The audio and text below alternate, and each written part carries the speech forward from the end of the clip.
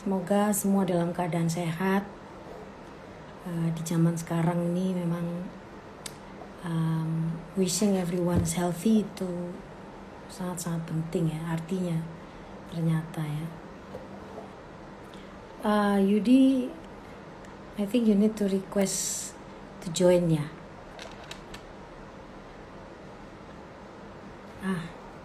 You request.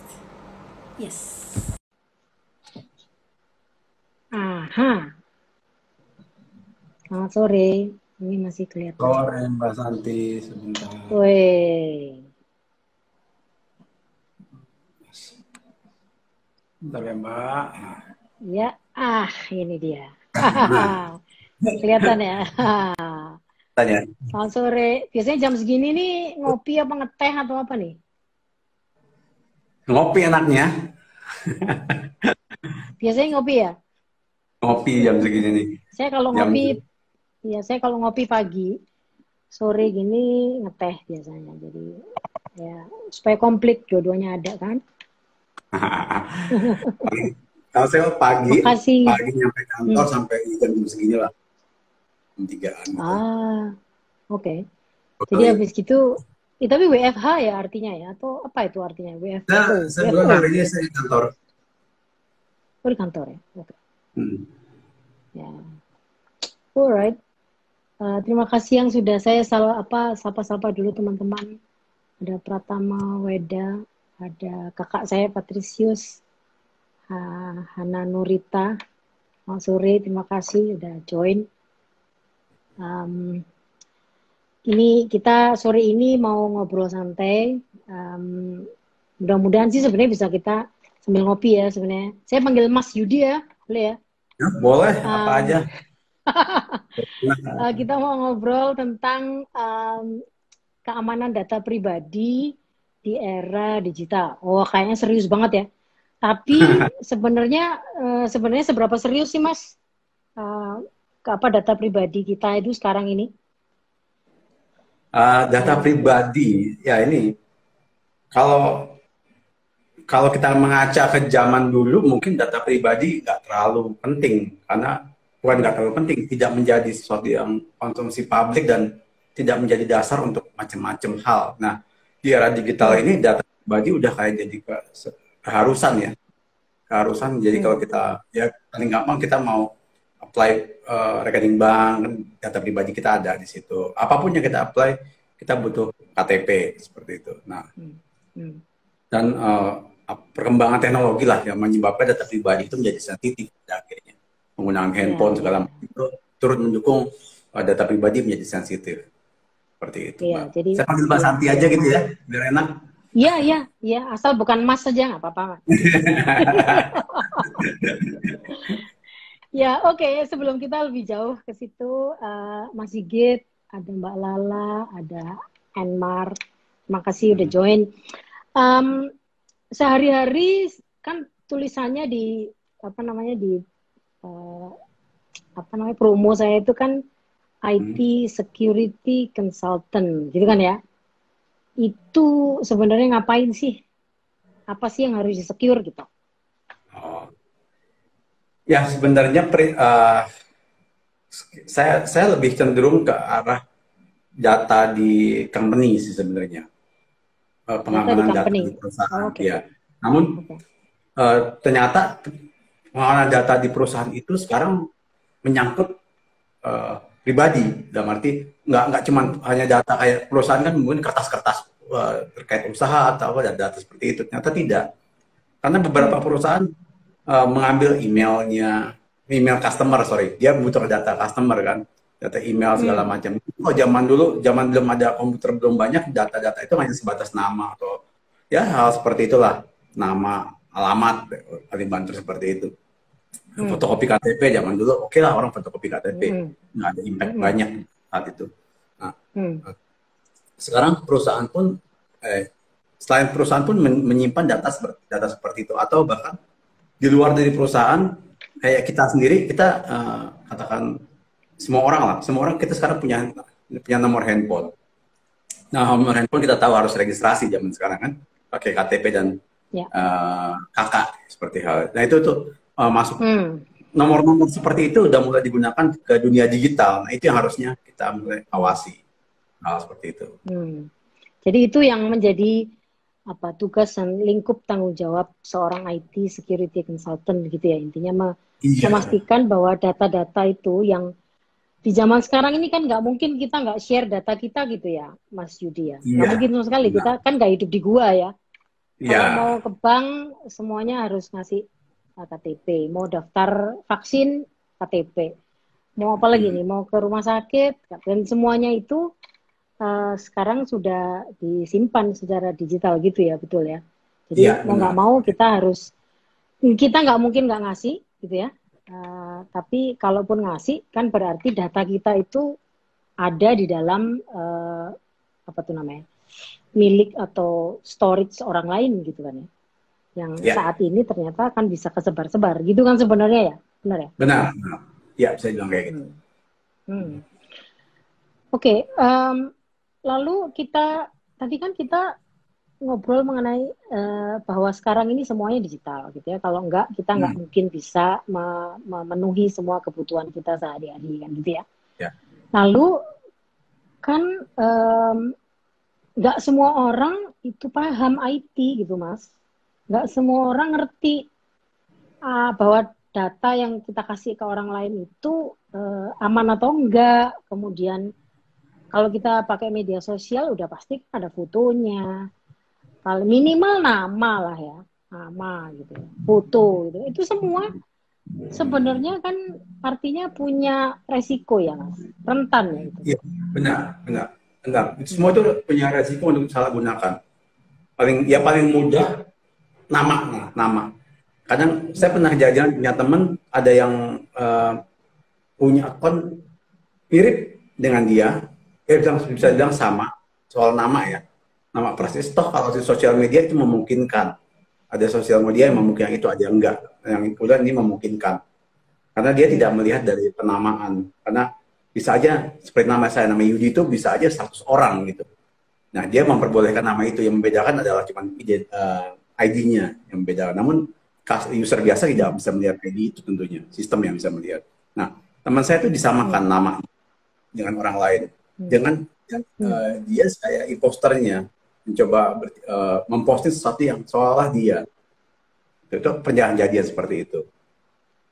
Lalu bahkan istri saya sendiri kejadian fotonya dipakai di WhatsApp, nomor siapa ya, dicoba intinya fotonya itu diambil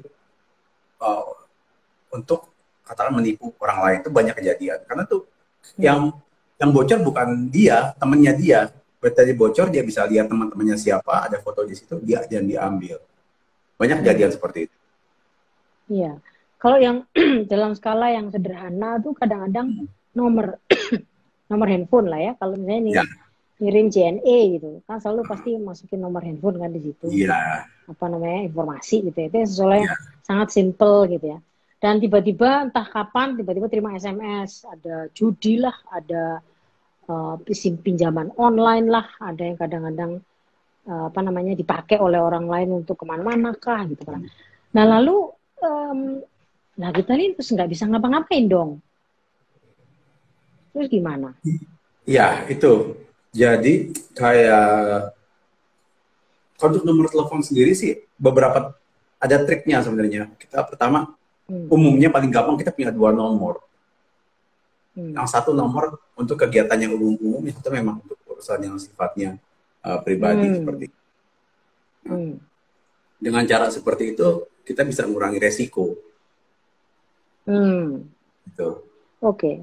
Jadi paling enggak punya 2 nomor. Oke. Bukan ada 2 nomor yang berbeda.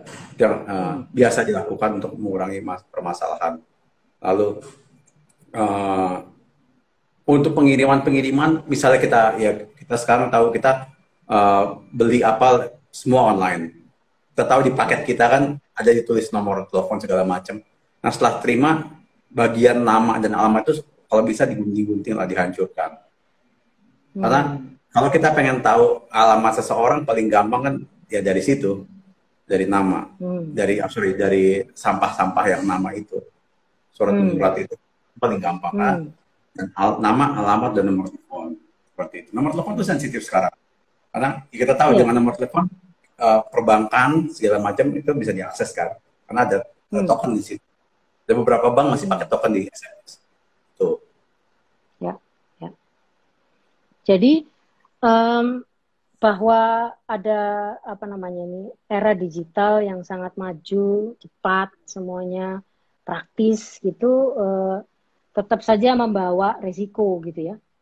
Hai Cecep, Kang Cecep, Mas Sigit, sehat selalu. Sorry, saya sekalian sapa-sapain. Iya kan ya, artinya, nah berarti kan kita ini pengguna. Segala macam fasilitas itu juga harus aware ya. Iya, bisa dibilang. Ya kita kalau gini, kesadaran sebagai pengguna ini edukasinya bisa dibilang ada tapi belum banyak, sehingga permasalahan bocoran data itu masih cukup tinggi. Nah, paling gampang, saya sendiri kayak di sosial media saya ikut grup-grup kedaerahan. Kayak Jogja, Semarang, saya pengen tahu dinamikanya seperti apa. Dan karena banyak posting-posting seperti kehilangan dompet atau menemukan dompet seperti itu, pas saat mereka posting nomor KTP-nya tuh rata-rata nggak di blur nomornya, nomor KTP. Itu kan sebenarnya tidak boleh. Walaupun di grup itu udah jelas. Di pengumuman kebetulan adminnya mungkin udah tahu mengenai data pribadi, segala postingannya menyangkut KTP, SIM atau BPKB atau yang ditemukan atau apa, tolong di blur nomornya. Nah, gitu. Hal-hal seperti itu kan sebenarnya adminnya sudah paham. Tapi user itu kadang ya belum paham. Nah, edukasi seperti ini harusnya sih lebih sering lagi ya kalau saya lihat. Nah, ternyata masih belum merata juga gitu. Kenapa menurut Mas Yudi kok edukasinya kok kita sudah tahu ya, semua sudah mengalami dari skala yang paling kecil sampai yang kemarin ini ada berita mau vaksin nggak bisa karena ternyata nick-nya dipakai oleh orang lain. Nah itu kan jadi sesuatu yang menjadi sangat serius gitu kan. Tapi mengapa edukasinya terbatas? Pertama memang saya lihat masalah lag ini, kita tuh dengan teknologi terlalu cepat dibanding yang menerima, kalau menurut saya ya. Nah, saat kita mendistribusikan teknologi ini, tentunya vendor-vendor ini pengen segera mungkin distribusikan sampai end user ke daerah-daerah atau apa, tapi tidak disertai dengan edukasi seperti itu. Nah, seperti kita sosial media, apakah dia mensensor gambar KTP? Tentunya enggak.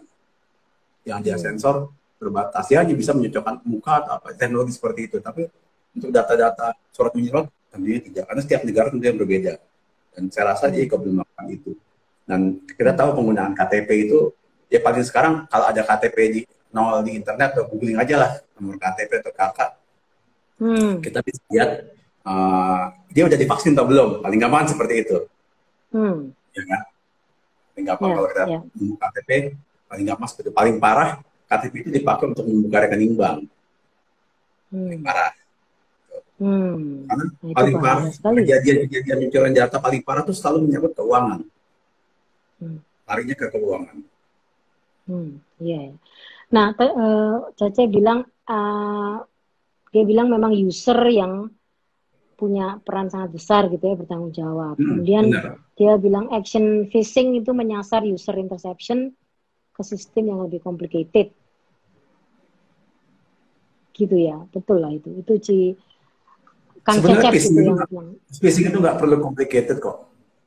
Orang ya itu cuma kayak social kalau saya bilang phishing itu lebih ke social engineering ya, kayak kita orang terima email, terima WhatsApp, situ ada link. Untuk orang-orang yang umum mungkin langsung diklik dan dia nggak ngecek itu link kemana atau apa. Ya kalau ngeklik pertama biasanya oke. Namun saat diklik dia udah mulai ternyata dia minta data segala macam, itu nggak perlu dilanjutkan. Nah saya pernah iseng saya isi formulir gitu. Karena saya tahu ini penipuan dan seketika orangnya ngamuk karena apa yang saya isi membuat dia marah. Seperti itu. ya itu mereka yang paham ya. Kalau yang enggak kayak saya gini yang pelang-pelang aja gaptek gitu kan ya. Um, berarti kalau apa tuh namanya? Selain phishing tadi, phishing itu apa sih sebenarnya Mas? Mungkin Kang Cecep Phishing itu tahu, tapi saya penipuan, nggak. Apa itu? Oh, lebih penipuan. cenderung penipuan.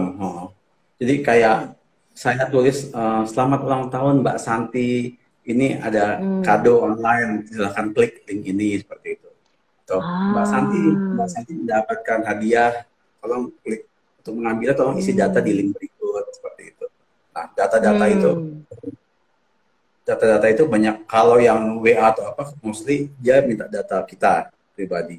Jadi Hmm. kalau yang email biasanya saya notice itu isi di email tuh ambil kartu kredit. Yang terakhir yang lagi hit ini Hmm. saya perhatiin kartu kredit muncul lagi. Jadi phishing itu seolah Hmm. salah kantor pos saya lupa. Lalu dia kalau kita klik dia minta minta data kartu kredit. Gitu. Hmm. Saya pernah dengar phishing itu ya apa namanya? Dia bisa menyaru seolah-olah seperti situs resmi gitu ya. Ya benar. Jadi misalnya bank bank misalnya Santi punya bank gitu ya, Hmm. santibank.co.id misalnya gitu. Terus misalnya Mas Yudi adalah nasabah dari Bank Santi gitu. Kan nggak curiga ya, apalagi kalau cepet-cepetan gitu kan pasti kebuka gitu. Benar nggak? Bisa begitu ya? Iya, jadi pada Hmm. prinsipnya semua URL itu berbeda harusnya. Namun phishing itu kan menyerupai kan. Nah, Hmm. uh, phishing yang paling mendekati tampilan itu adalah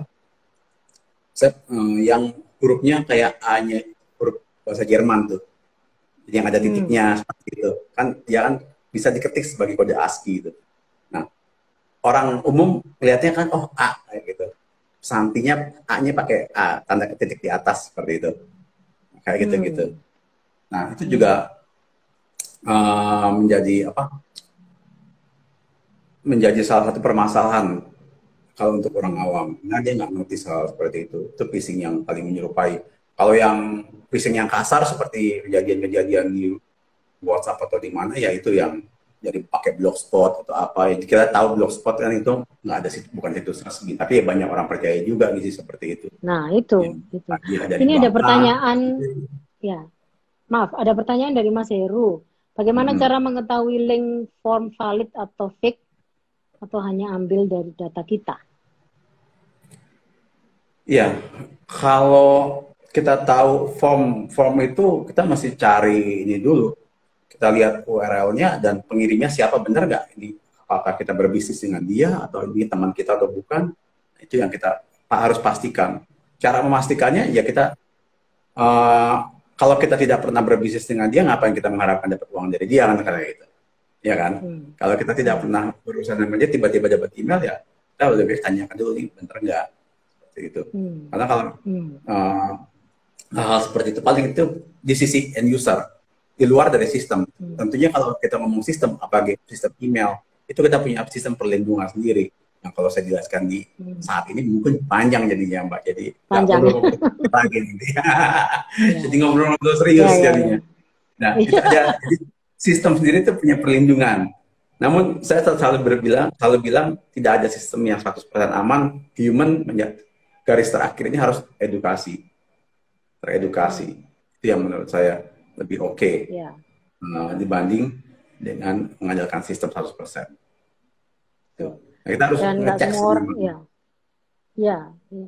Artinya tadi kan Mas Yudi bilang bahwa kecepatan teknologi perkembangannya itu nggak sejalan dengan pemahaman usernya gitu kan ya, sehingga diperlukan upaya edukasi yang banyak gitu.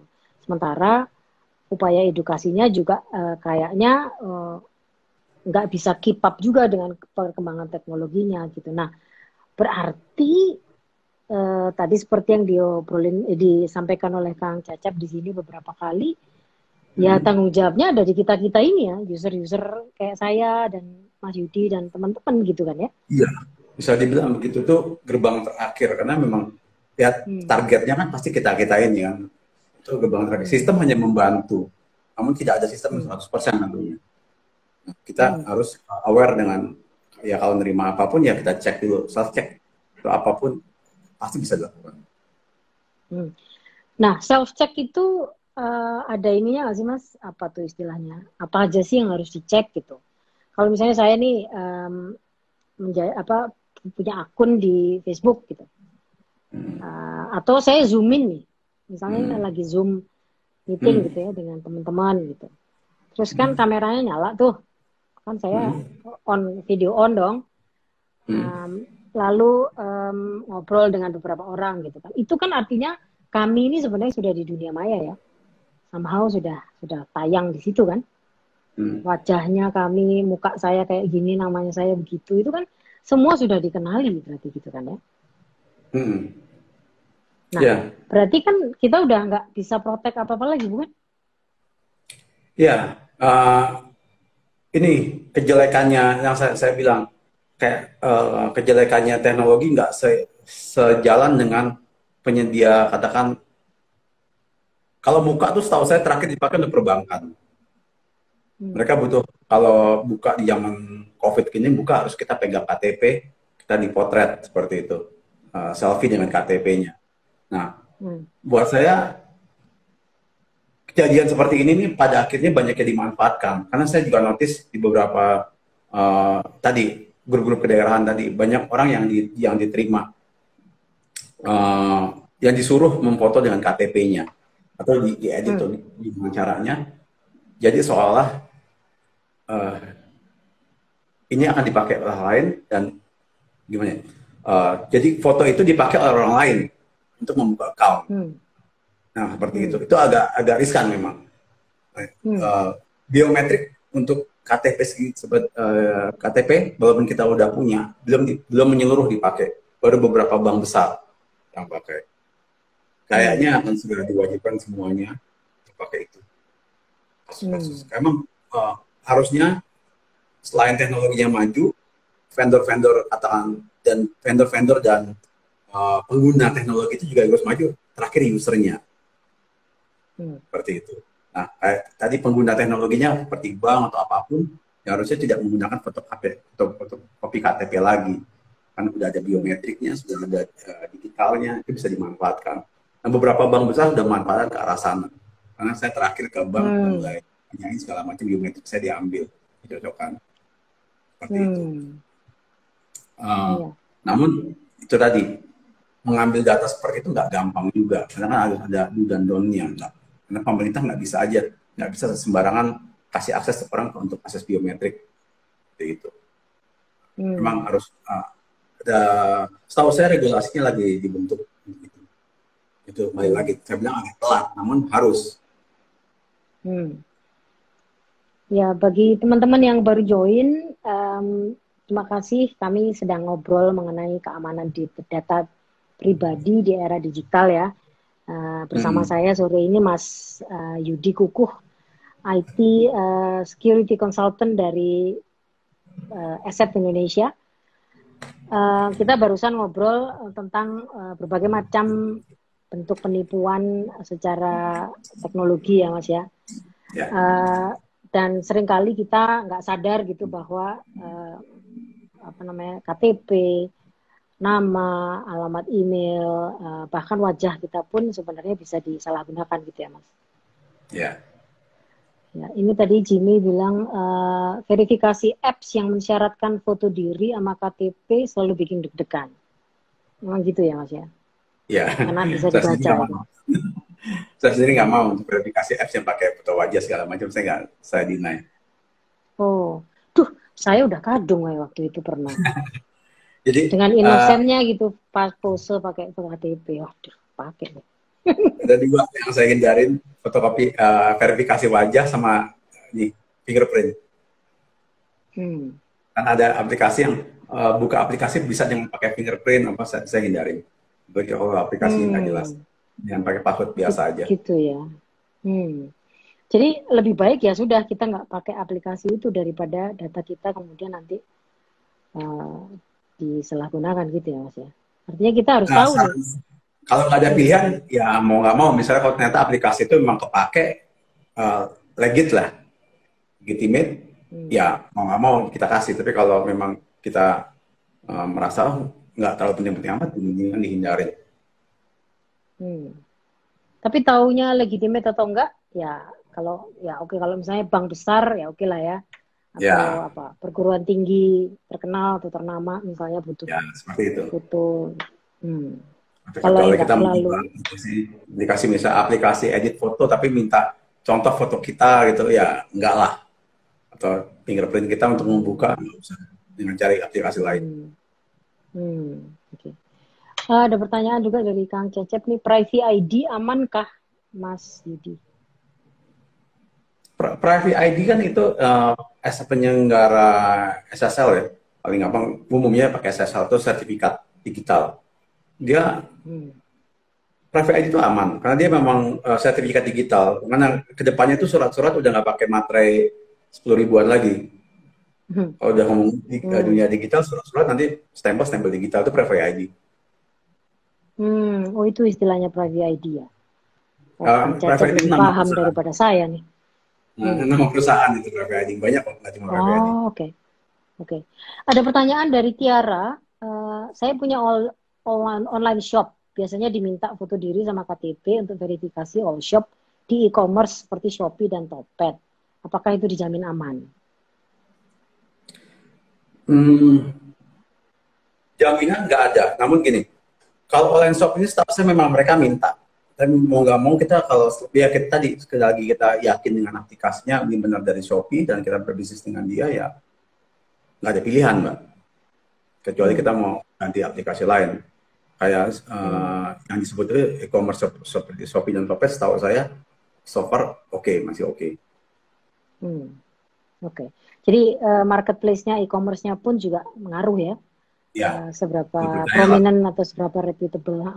Ya. Oke. Terima kasih Tiara. Terima kasih Kang Cecep. Mas Pertanyaan yang Yudi menarik tadi karena itu juga udah nanya. umum loh. Hmm. Banyak banget yang Iya, ngomong betul, hal itu. betul.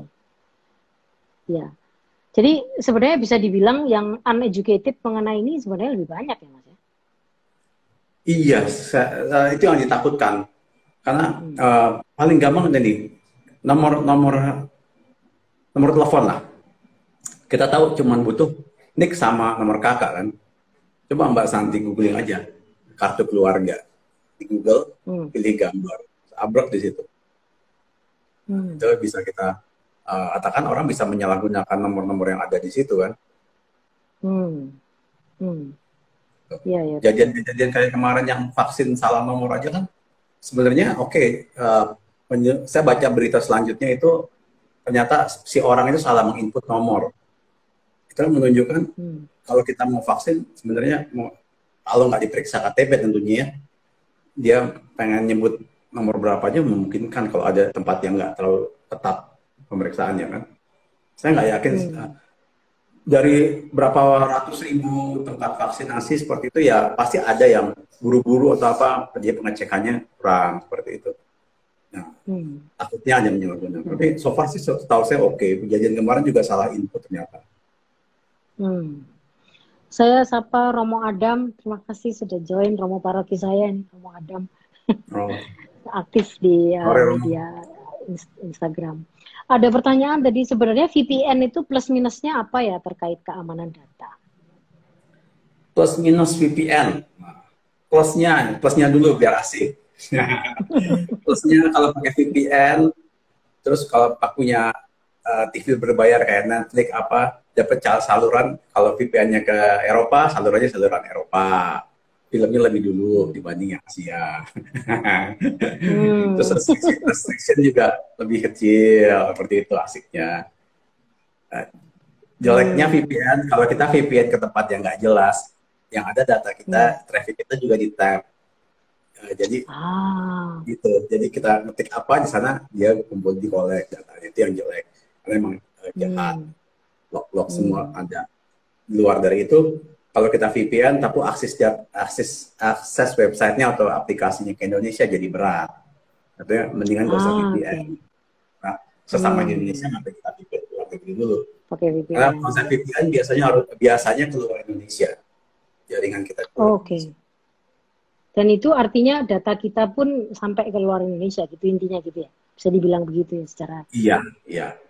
Kalau kan orang cari VPN gratisan misalnya nih ya. Cari di Discord apaan, banyak orang itu atau dimanapun dia cari. yang nggak berbayar. Kan banyak yang nggak jelas, oke nah coba dulu. Pas kita coba, jalan kok nggak ada masalah, ya jalan lancar-lancar, lancar. Namun di situ kan di term of condition-nya, siapa tahu dia ambilin data kita nggak tahu.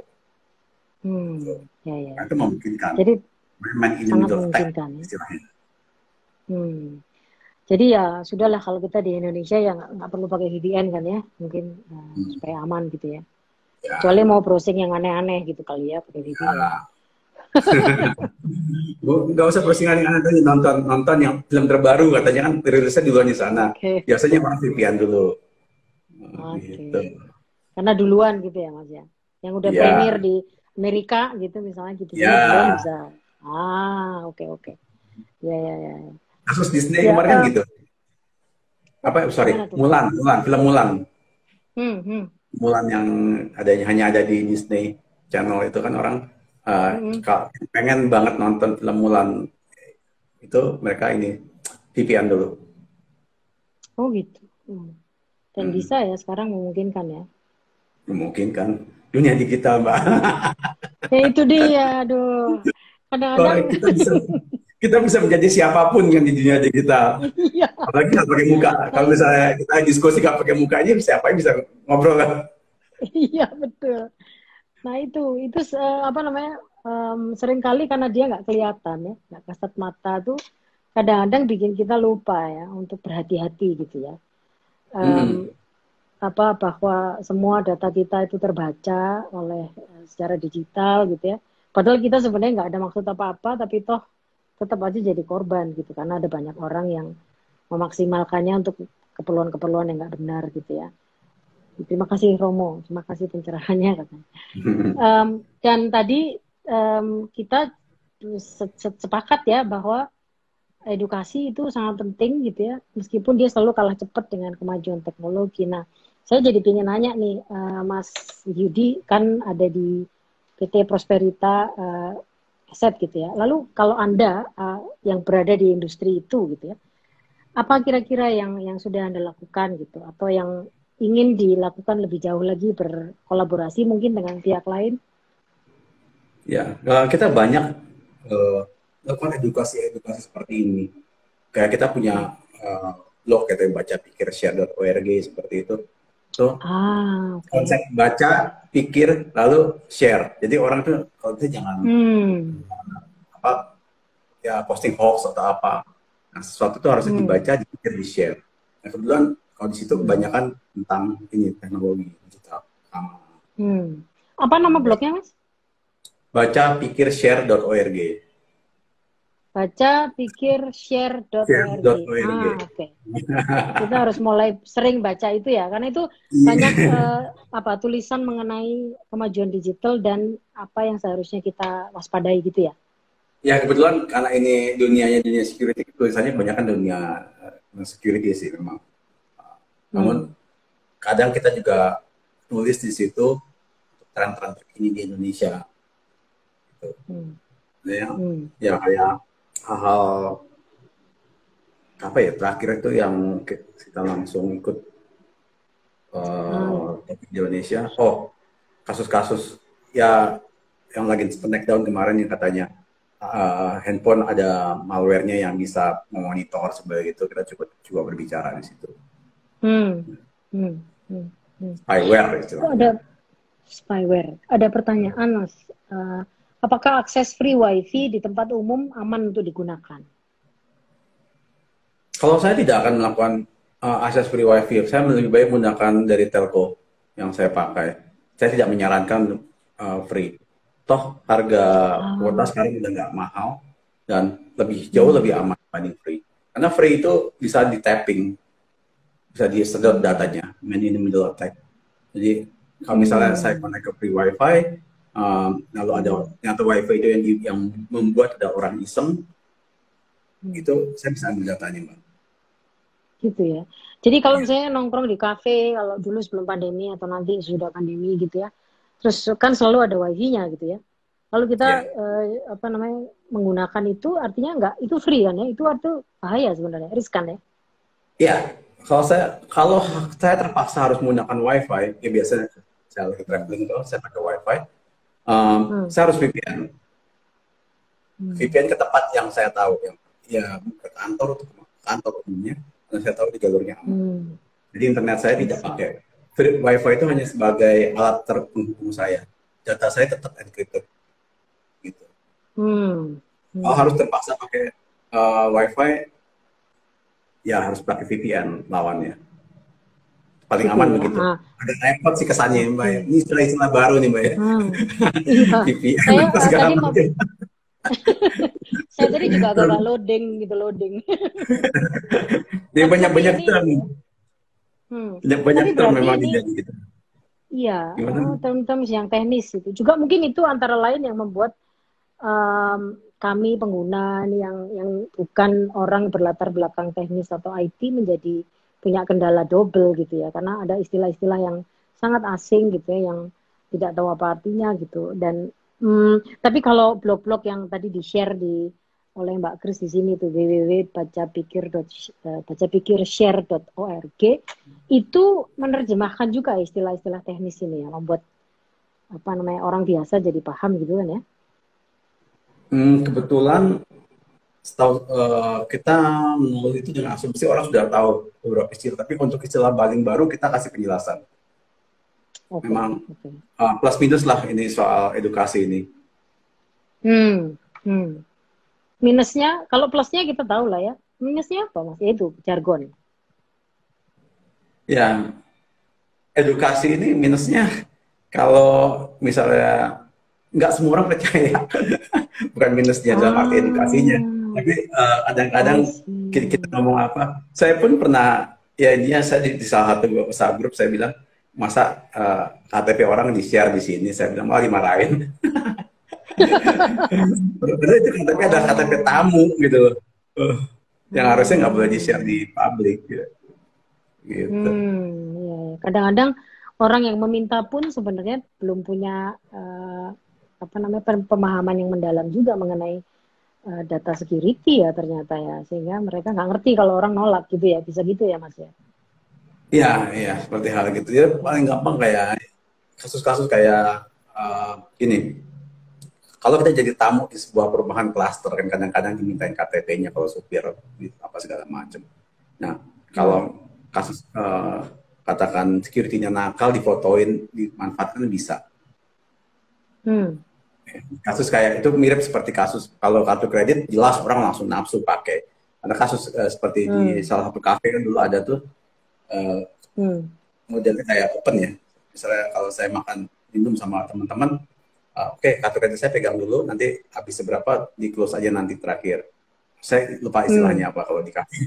Namun ternyata orangnya nakal, aja difoto, dipakai untuk belanja setelah itu. Ketahuan. Tapi bisa ya, artinya bisa dilakukan gitu ya. Bisa. Belanja gitu. Karena transaksi online kan hanya butuh nama, expired date, lalu CV ya di belakangnya, that's all. Orang bisa transaksi. Itu yang karena ada dua. Yang satu lagi ada beberapa website yang pakai token tentunya, ya SMS. Yang paling aman itu banyak website yang masih belum pakai token. Itu yang harus mulai diwaspadai ya. Iya. Ini ada pertanyaan lagi, ciri-ciri network yang di taping, apa maksudnya ini? Adakah ciri-ciri network yang di taping? Ciri-ciri network di taping, mapping. Pada dasarnya sulit untuk membedakan network itu udah sedang di tap atau nggak di tap sama sekali. Karena tentunya yang melakukan tapping juga berusaha untuk senormal mungkin kelihatannya. Nggak pengen kelihatan tuh network sedang di tapping. Ya, nggak mudah untuk membuktikan kecuali memang kita melakukan audit di situ. Yang lebih baik daripada kita ngecek, saya hindari wifi apa saya hindari. Nanti kan harus pakai saya VPN dulu. Jadi gitu ya teman-teman, paling tidak ada satu hal yang dari tadi diulang oleh Mas Yudi bahwa free wifi itu harus hati-hati dan waspada. Kalaupun ternyata harus menggunakan, mending pakai VPN gitu ya Mas. Lalu juga selalu cermati. Kenapa? VPN-nya juga yang tidak terpercaya, jangan yang abal-abal. Ya. Gratian. Kalau Ya, bisa ke kantor, gitu. ke kantor. Kalau bisa kantor ke kantor, ya. Kalau ada kantor ya. Kalau enggak Ya. ya punya sendiri lah ya, modem atau apa gitu Langganan yang masih VPN yang bisa. terpercaya lah. Ya, yang terpercaya betul. Nah, lalu kemudian situs-situs dan apa tawaran-tawaran, kemudian e-commerce gitu yang mungkin belum terlalu terpercaya gitu, Ya. harus waspadanya harus double-double gitu ya. Karena di zaman digital semuanya mungkin gitu ya. Dan saya jadi ingat ada teman saya yang bilang kalau di Indonesia kayaknya belum terjadi deh gitu. Ini pasti di luar negeri gitu. Tapi apakah itu betul, Mas? Di Indonesia apakah sudah terjadi atau masih jarang gitu? Atau bagaimana artinya? Jadi di Indonesia tuh kasus paling nyata itu teman saya sendiri sih di 2018. Data data perbankan dia ada yang memanfaatkan untuk kredit 3 mobil, nggak cuma satu. Ketahuannya pas saat Wow. kredit ketiga. Saatnya, jadi saat kredit ketiga salah satu bank swasta besar dia melakukan verifikasi dan dia kenal, nah, baik. Oh, saya nggak pernah mengajukan kredit mobil Pajero kalau nggak salah. Yang diambil bukan mobil murah ya mbak ya. Iya, Perbankan. iya. Ya itu. Jadi datanya dia Oh. dipakai untuk kredit. Nah, Hmm. akhirnya diusut, nyata itu memang penipuan data. Kebetulan polisi yang handle tuh saya juga kenal, jadi saya tahu Hmm. alurnya seperti apa. Nah, diusut, Hmm. beres, bank mengakui ini kesalahan penipuan lah. Orang yang dicari ketemu, yang membocorkan siapa, Hmm. dan pelaksana siapa, ketemu semua. Namun sampai sekarang dia masih di blacklist di 2 bank. BI checkingnya nggak lolos. Hmm. Karena memang ya Hmm. setelah kejadian itu kan dia harus membersihkan namanya dia yang tidak pernah dilakukan, itu tidak mudah. Jadi Iya. untuk kredit dia masih sulit sampai sekarang karena namanya masuk blacklist, Masuk daftar merah, blacklist jadi ya. hitam Oke. daftar merah, red Hmm. list, Itu red pada, notice. ya. Padahal itu kan bukan kecerobohan dia kan. Bukan. Jadi data dia bocor dari bank. Hmm. Ada yang nakal, ya, digandakan dan Hmm. dipakai untuk kredit. Hmm. Wow. Mengerikan juga ya ternyata resikonya besar gitu. Jadi Ya, um, itulah. berarti bisa dibilang bahwa di Indonesia pun sebenarnya sudah ada beberapa kasus gitu ya Mas ya. Sudah. Dan kalau sudah begini nih kan, kalau sudah digital nih kan udah borderless nggak sih Mas? Artinya udah nggak Iya, sekat-sekat kayak negara lagi kan? iya benar. Karena gini, uh, di kasus-kasus yang kalau pernah baca di berita tuh ada penangkapan warga asing di salah satu rumah Hmm. melakukan penipuan digital. Dia tidak melakukan Hmm. penipuan di negara ini, tapi melakukan penipuan di negaranya. Namun mereka kerja aja di sini. Oh. Itu Hmm. kerja aja nggak cuma sekali 2 kali itu uh, apa beberapa kena. Hmm. Tangkap. Ada di berita itu Hmm. warga negara asing Hmm. yang sekali tangkap dalam rumah itu bisa 20 orang, 30 orang. Mereka biasa ke Indonesia Hmm. siapa rumah besar, bisa 1 2 rumah, mereka kerja di situ. Yang ditipu bukan orang Hmm. Indonesia itu, orang negaranya Orang sendiri. di negaranya. Hmm. Iya, Tapi dia menggunakan Indonesia sebagai tempat untuk melakukan kejahatan itu ya. iya, persis. Waduh. Karena biar dia pakai itu kan yang dibutuhkan ya koneksi internet. Iya Gitu. betul. Nah itu. Jadi semakin tinggi lagi ya awareness kita sebenarnya karena digital tuh artinya ya sudah nggak ada sekat ya, borderless. Jadi data kita tuh bisa lari kemana-mana kan gitu ya. Iya. Uh, bisa disimpulkan gitu ya. Hmm. Iya, ini Mbak Kris bilang CCV di kartu kredit bisa di hidden, bisa jadi solusi keamanan kartu kredit saat transaksi. Kah? Apakah bisa jadi salah satu solusi biar aman? Kalau open bill di kafe. Ya istilahnya open bill, saya lupa. Malam PPKM lama nggak ke kafe mbak. Kopi bikin sendiri mbak. Yeah. Open tap, open cap, open bill. Nah, itu dia. CVV, Ya, namanya CVV. Jadi ya, tiga, biasanya sih tiga. kalau dikerbuk takutnya kita lupa saat kita butuhkan untuk payment online. Ya paling kalau Iya. saya kasih stiker di situ. Ya, in case saya butuh ngintip saya Nah, bisa ngintip. Namun saya menghindari open bill yang pasti. Mendingan hmm. Kalau saya ngomong yang minum siapa aja, ntar tinggal terakhir oke gitu. Dibanding saya harus open bill dari awal. Dan kalau nggak salah kafe-kafe juga sekarang udah nggak mau open bill karena kejadian itu banyak belajar Karena orang-orang. itu ya. Ya, itu sempat heboh juga sih itu. Karena itu salah satu kafe terkenal open bill istilahnya. Ya, itu di open bill ternyata Ya, ya, dimanfaatkan open sama bill. jajarnya. Iya, ya. Repot juga ya kita ini. Ya, hindarilah Mau open bill. tidak mengikut. Ya. Lalu kalau ngobrol soal jejak digital nih Mas, kan ada yang bilang jejak digital tuh nggak bisa hilang ya. Artinya kalau begitu kita klik send itu artinya ya sudah masuk gitu ya. Kita nggak bisa lagi, meskipun kita udah delete, meskipun kita udah itu, sebenarnya di dunia maya itu masih ada. Ya, ya itu dia. Di dunia digital kita harus lebih hati-hati apa yang kita posting bisa aja selamanya ada di situ karena kalau di Google ada temboloknya, tembolok Google istilahnya gitu. Tembolok. Kids. Bahasa di Indonesia kan nama Google. Kalau bahasa kids, kidsnya Google yang pakai Google bahasa Indonesia tembolok. Nah, itu di situ kita masih bisa lihat tadi jejak digital apa yang kita pernah posting apa yang tidak hilang. Seperti itu. Apa kita posting tulisan, foto, komen atau apa pasti ada. Oke. Jadi ini Pak Patricius bilang secara umum bisa saya simpulkan kita sebagai users sangat tidak berdaya menghadapi ancaman peretasan data pribadi. Pada dasarnya kita masih punya kemampuan untuk melindungi tadi, di mana kita harus memilah kan. Tentunya kita pakai alat lah di perangkat kita. Ya kalau di handphone kita pasang virus seperti anti malware segala macam, komputer juga tentunya itu menjadi kewajiban ya. Kalau karena itu level pertama perlindungan data kita. Yang berikutnya, ya manusianya kita udah install seperti itu, tapi kita masih ceroboh juga kan, ya susah juga. Misalnya dapat SMS atau apa ada link, teman telah kita masih laki-laki juga, dan udah dibilangin itu berbahaya masih lebih percaya tulisannya itu, ya karena dia biasanya nggak menganalisis. Kalau saya percaya manusianya masih bisa. Emang asal kita nggak apa-apa kesusu gitu loh, buru-buru. Kalau dapat duit nih, langsung nggak mikir siang bolong dapat duit, sulit juga nanti Pak.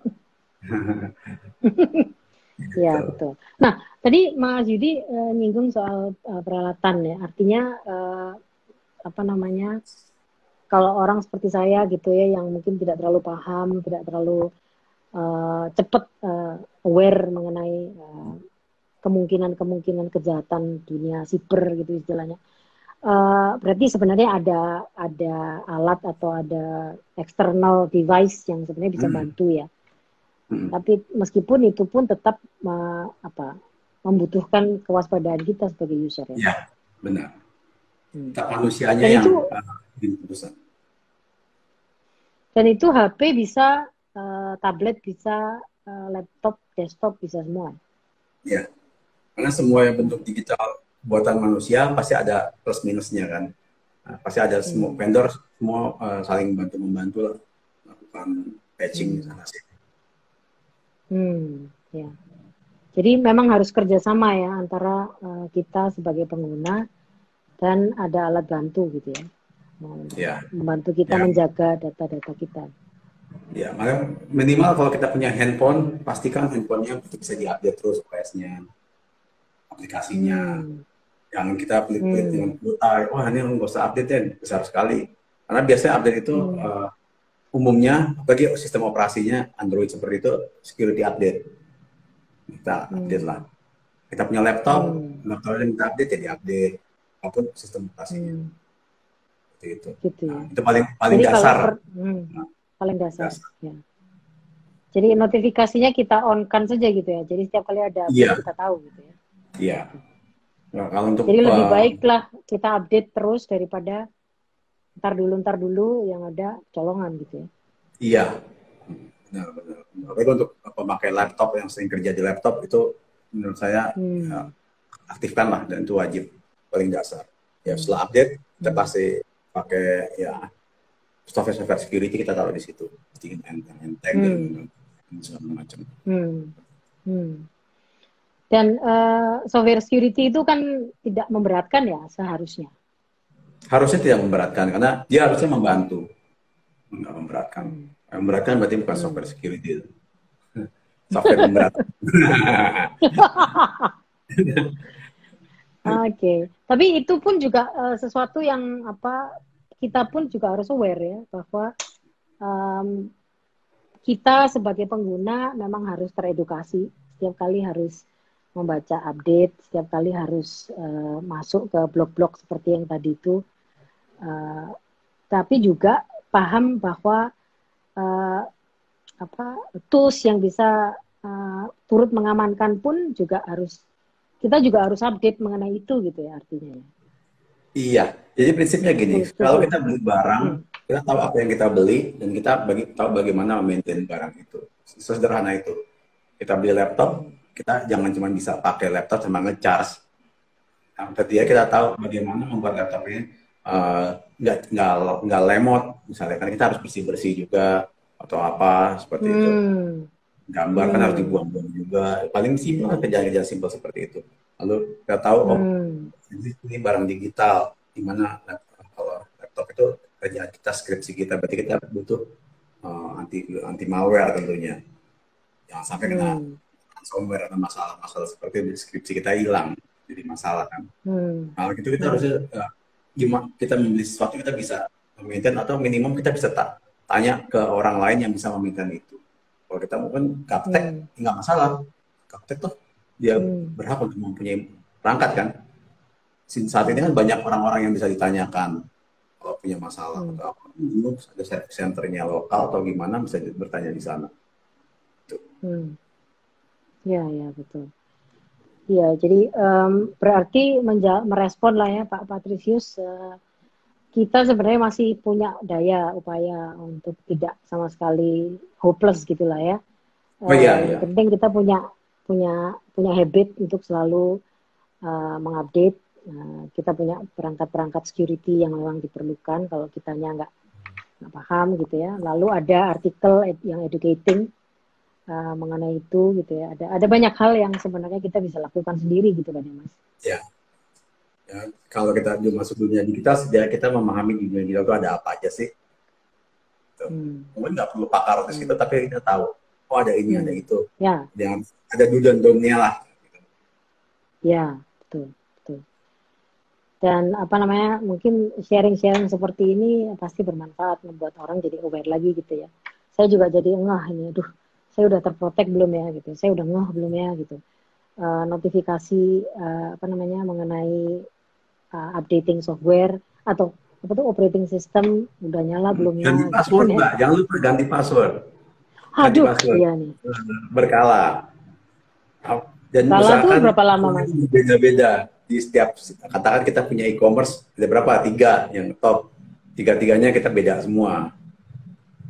Itu biasanya kalau kasus ada kebocoran data yang gede-gedean kayak kemarin ini dan passwordnya itu leaking, bocor, itu dia akan coba ke situs-situs sejenis karena loginnya kan rata-rata orang sama dengan email yang sama kan, handphone yang sama. Oh iya ya, berkala tuh artinya berapa? 3 bulanan kah? 3 bulanan oke. Tapi kalau misalnya memang sudah beda semua, setidaknya aman. Gitu. Kalau enggak, kita harus tahu, situs ini bocor, kita punya passwordnya pakai apa, kita cek password, sama semua, yang sama semua, gantiin semua itu. Waduh. Iya, kerjanya panjang. Kerjanya panjang. Dan saya pikir peluang-peluang kejahatan, manipulasi, penipuan itu juga menjadi subur karena mereka tahu bahwa pengguna-pengguna itu selalu ceroboh gitu ya, mudah percaya dengan situs-situs yang nggak jelas, nggak punya proteksi gitu kali ya, jadi mereka terus punya peluang gitu kan ya. Iya, ya kalau kasus-kasus kayak e-commerce itu karena saya hadapi langsung penipunya, jadi saya tahu dia menggiring kita untuk diskusi di luar aplikasi e-commerce. Karena di aplikasi e-commerce kan kalau kita posting nomor telepon di blok sama dia kan. Dia menggiring untuk WhatsApp, dia menggunakan chattingnya pakai WhatsApp. Gitu. Jadi saya berdiskusi dengan dia via WhatsApp, langsung dia kasih link yang phishing tadi. Tujuannya dia mau mengambil akun e-commerce saya. Ya gitu-gitu lah. Makanya kita kalau udah diajak masuk diajak diskusi di luar dari aplikasi, dengan saya hindarin. Karena biasanya kayak e-commerce itu udah memikirkan hal seperti itu, termasuk kalau misalnya penipuan. Saat itu uang bisa dikembalikan tentunya. Kayak gitu. Kalau di luar e-commerce kan dia nggak bertanggung jawab, karena transaksi dilakukan bukan via e-commerce. Bukan via e-commerce. Iya. Oke. Via e-commerce kan uangnya udah di e-commerce dulu sebelum diserahkan. Ya, betul. Simpan di sana dulu gitu. Iya. Ya. Nggak berasa nih kita sudah hampir 60 menit ngobrol mengenai ini, dan ada beberapa pertanyaan. Sama Resita. Ternyata memang ini adalah hal yang sangat-sangat penting gitu ya. Dan kayaknya sebagian besar dari pengguna perangkat-perangkat digital itu bisa jadi awareness-nya mungkin masih rendah. Tapi kita tidak perlu khawatir gitu ya, karena ada banyak tools, alat pendukung yang bisa mengamankan perangkat-perangkat kita gitu ya. Tapi juga kita tahu bahwa ada berbagai kebiasaan dan perilaku yang juga bisa kita tanamkan pada diri sendiri untuk tidak ceroboh, untuk selalu waspada, untuk selalu ganti password lah gitu, untuk tidak gampang join free wifi gitu ya. Kapan harus punya modem sendiri kemana-mana gitu ya, kapan pakai VPN gitu ya. Tadi saya mencoba mensummary obrolan dengan Mas Yudi, dan pihak-pihak seperti PT Prosperita Asset Indonesia ini juga sudah menyediakan semacam edukasi ya lewat blog ya, yang bisa diakses dan bisa dibaca, karena itu selalu terupdate ya Mas ya. Jadi ya intinya kemajuan teknologi dan digital pasti masih akan terus berkembang dan akan sangat cepat ya Mas ya.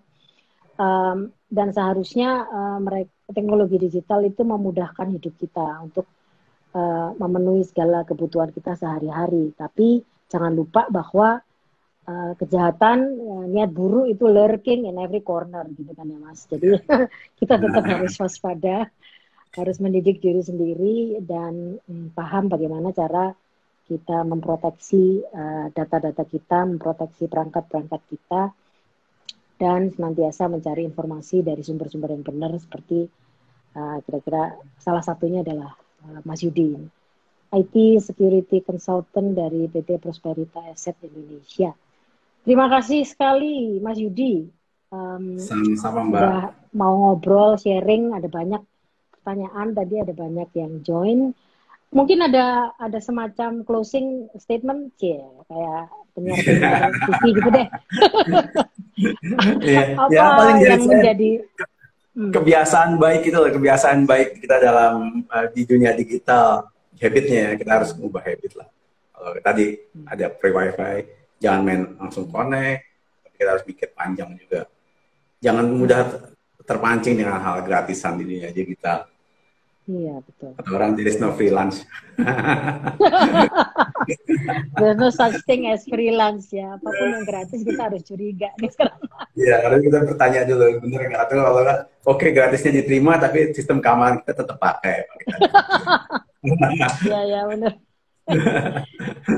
Kalau ngopi datang ke tempat Mas Yudi pasti gratis lah ya kopinya, kalau itu kan. Gratis kalau itu. Oke Mas, ini teman-teman yang sudah join, terima kasih banyak yang sudah bertanya. Terima kasih semuanya. Terima kasih Mas Yudi. Di lain kesempatan kita bisa ketemu lagi. Jangan lupa masuk ke blognya. Tadi apa namanya lagi Mas? Bacapikirshare.org. Bacapikirshare.org. Bacapikirshare.org. Di situ lengkap ada update mengenai security, IT security, bagaimana kita memproteksi diri di era digital. Sekali lagi terima kasih. Makan siang gratis, pulangnya bayar. Oke. Terima kasih Mas Yudi. Sampai ketemu Terima kasih, lagi Mbak. kita. Terima kasih semua Terima yang kasih sudah teman-teman. join. Sudah join ya. Terima kasih banyak. Sampai jumpa Ya, lagi di IG Live sehat Sandi selalu. Dewandono Ing. Sehat selalu, selamat sore.